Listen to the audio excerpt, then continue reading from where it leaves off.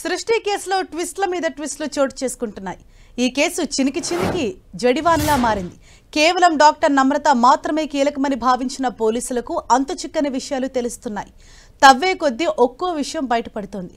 సృష్టి పాపాల్లో విశాఖ కేజీహెచ్ వైద్యులు కీలక పాత్ర పోషించారని పోలీసులు గుర్తించారు. హైదరాబాద్ గోపాలపురం పిఎస్ పరిధిలో వెలుగులోకి వచ్చిన ఈ ఘటన వయా విజయవాడ మీదుగా ఏపీలోని విశాఖ కేజీహెచ్ వరకు చేరుకుంది. అందులో వైద్యులుగా పనిచేస్తున్న విజయ, సరోజ, రత్న అనే ముగ్గురు మహిళలకు సృష్టి పాపాలతో సంబంధం ఉందని తెలుసుకున్నారు పోలీసులు. వెంటనే విశాఖ వెళ్లి ఆ ముగ్గురిని అరెస్ట్ చేసి హైదరాబాద్ తీసుకొచ్చారు. మరో ముగ్గురు వైద్యుల పాత్ర ఉన్నట్లు గుర్తించారు పోలీసులు. దీంతో ఆ కోణంలోనూ దర్యాప్తు ముమ్మరం చేశారు.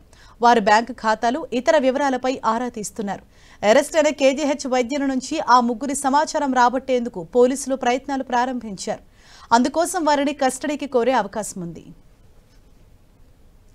ఇదే విషయంపై మరింత సమాచారం మా ప్రతినిధి జార్జ్ మనకు అందిస్తారు. జార్జ్, సృష్టి కేసుకు సంబంధించి రోజుకొక కొత్త విషయం అనేది బయటకు వస్తుంది. ఇప్పుడు కేజీహెచ్ నుంచి ముగ్గురు డాక్టర్స్ అరెస్ట్ చేసినట్లు తెలుస్తోంది. ఇంకా ఎంతమంది ఇందులో ఇన్వాల్వ్ అయ్యారని పోలీసులు భావిస్తూ ఉన్నారు? ఎటువంటి కీలక విషయాలు బయటకు వస్తున్నాయి? రెండు తెలుగు రాష్ట్రాల్లో సృష్టి కేసు సంచలనం సృష్టిస్తుంది. రోజుకొక కొత్త మలుపు అనేది తిరుగుతుంది. ఇప్పటి వరకు కేవలం నమ్రత, వాళ్ళకి సంబంధించిన ఏదైతే సృష్టి యూనివర్సల్ హాస్పిటల్ కి సంబంధించిన సిబ్బంది మాత్రమే నవజాతి శిశువులను విక్రయించారనేది అనుకుంటే కొత్తగా దర్యాప్తులో మరిన్ని విషయాలు అనేవి వెలుగులోకి వస్తూ ఉన్నాయి. తాజాగా చూసుకున్నట్లయితే గనక ఈ సృష్టికి సంబంధించి ఎవరైతే నమ్రత ఉన్నారో ఆ నమ్రతకు కేజీహెచ్ వైద్యులు సైతం కూడా సహకరించినట్లు హైదరాబాద్ పోలీసులు గుర్తించడం జరిగింది. దానికి సంబంధించి ఏదైతే ఆంధ్ర మెడికల్ కళాశాల అలాగే ఇటు కేజీహెచ్ లో పనిచేస్తున్న ముగ్గురిని అదుపులోకి తీసుకున్నారు. దానికి సంబంధించి చూసుకున్నట్లయితే గనక దాంట్లో ఎనస్థీషియాగా పనిచేస్తున్నటువంటి వాసుపల్లి రవి, అలాగే ప్రసూతి విభాగానికి సంబంధించి విద్యుత్లత, అలాగే ఇంకొక ఆమె ఉషారాణి అనే ఆమెను సైతం కూడా పిల్లల విభాగంలో పనిచేస్తున్న ఉషారాణిని సైతం కూడా పోలీసులు అదుపులోకి తీసుకున్నారు. అయితే విద్యుత్లత ఇటీవల బెయిల్ మీద రిలీజ్ అవడం కూడా జరిగింది. అయితే వీళ్ళ ఇద్దరి పాత్ర మీద సైతం కూడా పోలీసులు ఆరా తీస్తూ ఉన్నారు. దీనికి సంబంధించి కేజీహెచ్ సంబంధించిన ఉన్నత అధికారులు సైతం కూడా స్పందించారు. ఇప్పటి వరకు ఈ సృష్టి కేసుకు సంబంధించి హైదరాబాద్ పోలీసులు అధికారికంగా మాకు ఎటువంటి సమాచారం అందించలేదు, ఎందుకు అరెస్ట్ చేశారు, వారి పాత్ర ఏంటనేది తెలపలేదు. కనుక వారి పాత్ర ఉన్నట్లు గనక తేలినట్లయితే గనక ఖచ్చితంగా చట్టపరమైన చర్యలు తీసుకుంటామని కేజీహెచ్ ఉన్నతాధికారులు సైతం కూడా చెప్తూ ఉన్నారు. అయితే కేవలం నమ్రత ఈ కేజీహెచ్ వైద్యులనే కాకుండా ఇటు ప్రైవేటు వైద్యులతో సైతం కూడా ఈ నెట్వర్క్ ను ఏర్పాటు చేసినట్లు పోలీసులు అయితే గుర్తించడం జరిగింది. గతంలో సైతం కూడా ఈ శిశువుల విక్రయానికి సంబంధించి విశాఖలోనే మొట్టమొదటిసారి ఈ వ్యవహారం అనేది వెలుగు చూసింది.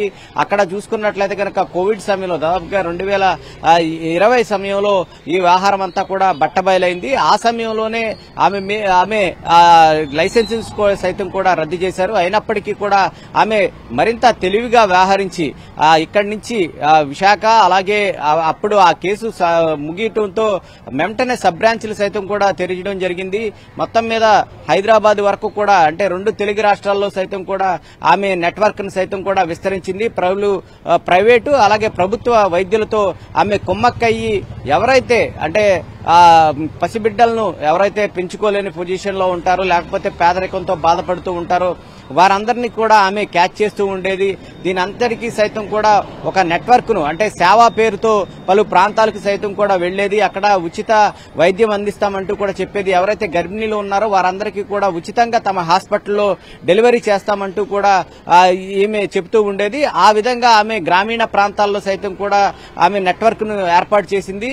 ఎవరైతే మగపిల్లలైతే ఒక రేటు, ఆడపిల్లలైతే ఒక రేటు సైతం కూడా ధర నిర్ణయించేది.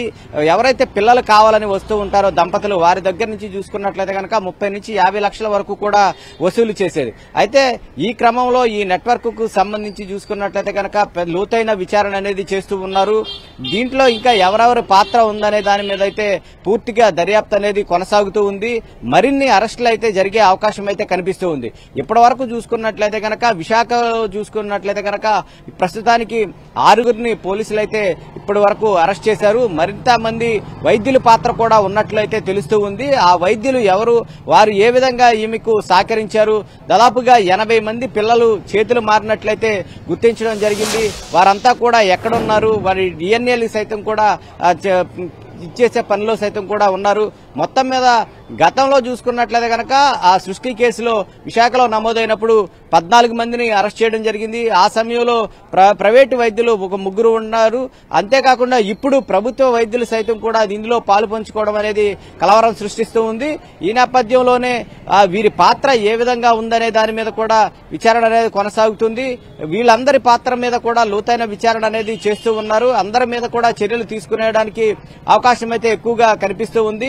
కేవలం అంటే సరోగసి పేరుతో అక్కడ సరోగసి అనేది ఎటువంటిది చేయకోకుండా కేవలం పిల్లల్ని తీసుకొచ్చి మీకే పుట్టారంటూ కూడా దంపతులకు అప్పచెప్పడం లాంటివి చేస్తూ ఉన్నారు. ఈ నేపథ్యంలో ఎంతమంది పిల్లలు ఇంకా చేతులు మారారనే దాని మీద అయితే విచారణ అనేది కొనసాగుతుంది. ఇప్పటికే చూసుకున్నట్లయితే కనుక 2023లో ఆమె లైసెన్స్ అనేది హాస్పిటల్ కు సంబంధించిన లైసెన్స్ అనేది ముగిసినప్పటికీ ఇక్కడ ఉన్న ఏదైతే జిల్లా వైద్య శాఖ అధికారి యొక్క పర్యవేక్షణ లోపం కారణంగా వాళ్ళు యథేచ్ఛగా 2 సంవత్సరాల పాటు కూడా హాస్పిటల్ అనేది నిర్వహిస్తూ ఉన్నారు.